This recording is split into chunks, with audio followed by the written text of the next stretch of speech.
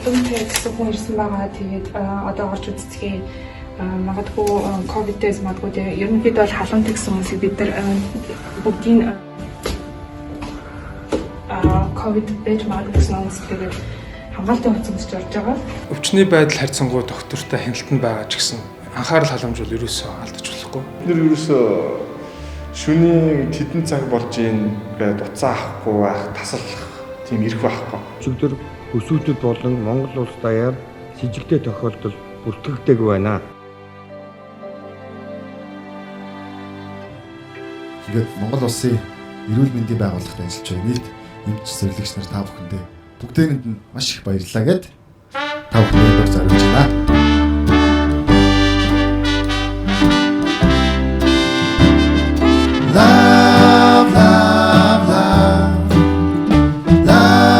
Цэрийн дэглэмд бол маш сайн бас хараа хяналттай байна. За энэ дээр бол одоо эмч нар маань бол үнэхээр голлох үүргээ гүйцэтгээд Өдөр сүнгүй үйлчилж байгаад маш их баярлж байна.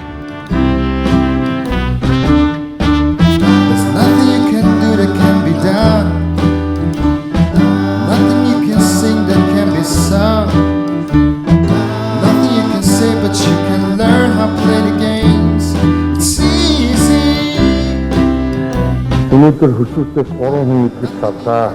эмч нартаа бас талархлаа илэрхийлье. Тэгээд За ингээ ер нь болдгсон бол одоо эмч нарт бол одоо аль болохоор одоо тусалцаа үзүүлж чадах ятгаар одоо дэмжлэг үзүүлж явах хэрэгтэй л байна. Олон зуун эмч сүлэгчид маань цар тахалтай нүүр тулж өөрийгөө болон гэр бүлээ үл хайхран ажиллаж байна.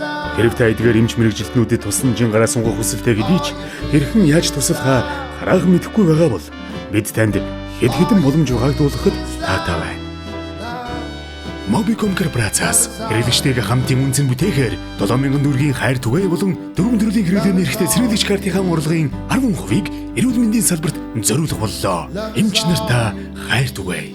Mobicom